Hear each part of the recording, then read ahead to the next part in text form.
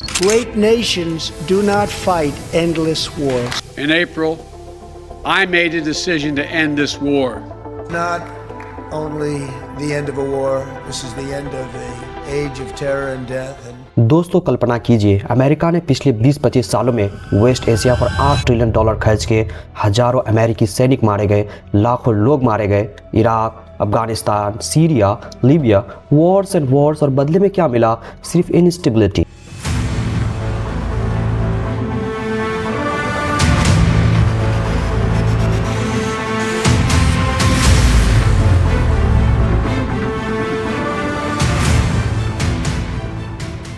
हर American president ने वादा किया ये वॉर्स खत्म करेंगे, लेकिन कॉन्फ्लिक्ट्स एंड वॉर्स होती गई।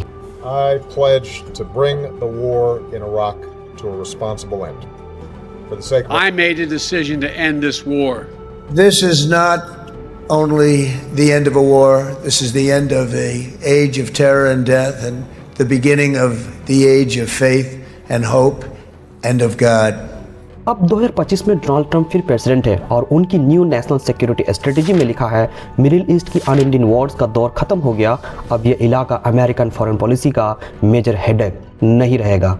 क्या ये सच है? ट्रंप सच में अमेरिका को इन वार से बाहर निकाल रहे हैं या ये सिर्फ पॉलिटिकल बातें हैं जो जल्द ही गायब हो जाएंगी? इस वीडियो में हम इसी की गहराई से जांच करेंगे। ट्रंप की न्यू पॉलिसी क्या कहती है, क्या बदलाव आए हैं और एक्सपर्ट क्यों डाउट कर रहे हैं। अगर आप भी थक चुके हैं इन अनएंडिंग कॉन्फ्लिक्ट्स एंड वॉर से तो ये वीडियो लास्ट तक देखिए, क्योंकि लास्ट में आपको पता चलेगा कि ट्रंप का ये वादा जीनियस प्लान है या डेंजरस गैम्बल। सबसे पहले समझते हैं बैकग्राउंड। 9/11 के हमलों के बाद अमेरिका ने global war on terror start किया। 2003 में इराक पर हमला, reason weapons of mass destruction जो कभी मिली ही नहीं। अफगानिस्तान में अलकायदा को खत्म करने का वादा, फिर लीबिया, सीरिया में इंटरफ्रेंस, ड्रोन स्ट्राइक्स, हर जगह। कुल खर्च $8 ट्रिलियन से ज़्यादा, करीब 10 लाख लोग मारे गए, जिनमें हजारों यूएस आर्मी, और रिजल्ट रीजन और ज़्यादा अनस्टेबल हो गया। ISIS और अलकायदा का राइज हुआ।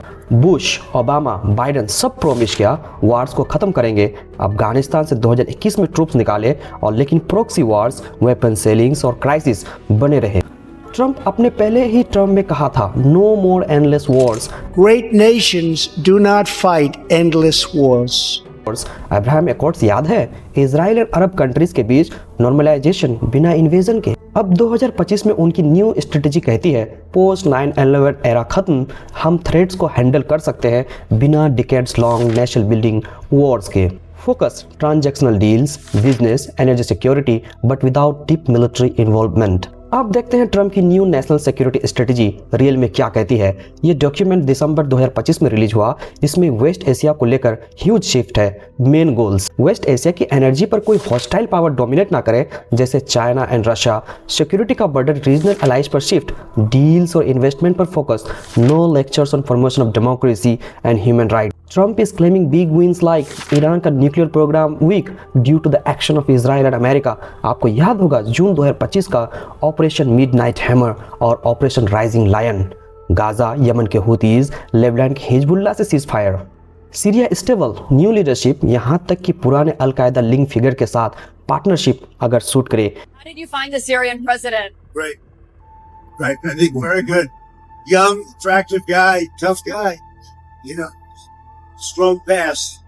Very strong pass. Fighter.